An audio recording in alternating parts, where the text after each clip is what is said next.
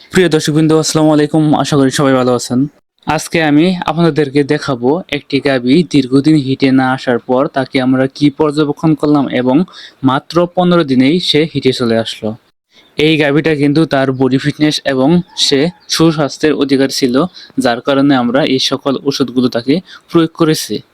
এই গাভীটাকে কিন্তু আমরা বীজ দিয়েছি আগের ভিডিওতে। তখন বলেছিলাম যে এর পরবর্তী আরেকটি ভিডিওতে বলবো যে কি কি ওষুধ দেওয়ার ফলে সে হিটে চলে আসলো। ভিডিওতে দেখতেই পাচ্ছেন তার বডি ফিটনেস কিন্তু অনেকটাই ভালো, তারপরেও কিন্তু সে হিটে আসছিল না। একটি গাভী অনেকগুলো কারণে হিটে আসে না, তার মধ্যে প্রধান কারণ হচ্ছে কৃমি।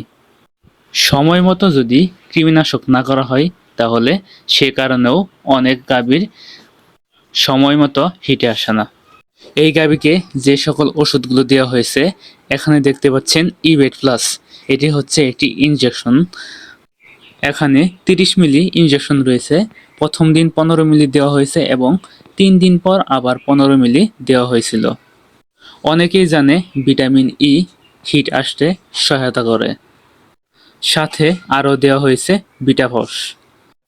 এটিও হিট আসতে সাহায্য করবে এবং মুখের রুচি বৃদ্ধি করবে। এই সকল ওষুধগুলো দেওয়ার পর আমরা গাভীকে আরও একটি হরমোন ইনজেকশন দিয়েছিলাম।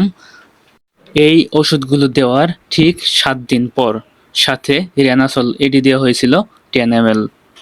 হরমোন ইনজেকশনটির নাম হচ্ছে গুনানিলভেট। এটি তৈরি করেছে পপুলার ওষুধ কোম্পানি। এই ইনজেকশনে রয়েছে 5 ml ওষুধ। এটি অবশ্যই 2 জায়গায় প্রয়োগ করলে খুব ভালো রেজাল্ট পাওয়া যায় দ্রুত।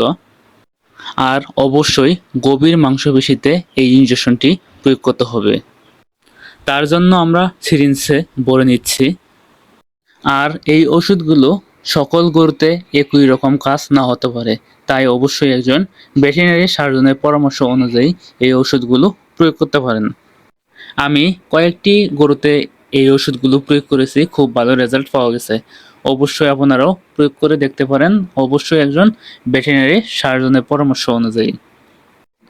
পিছনে মাংসপেশিতে এই ইনজেকশনটি করে নিব, কিন্তু পিছনে মাংসপেশিতে ইনজেকশন করা নিষিদ্ধ, কারণ সেখানে নার্ভ থাকে কাছাকাছি, যার কারণে অনেক গরুর পিছনে ইনজেকশন করলে নার্ভে লেগে যায় আর পিছনের পা প্যারালাইজ হয়ে যায়।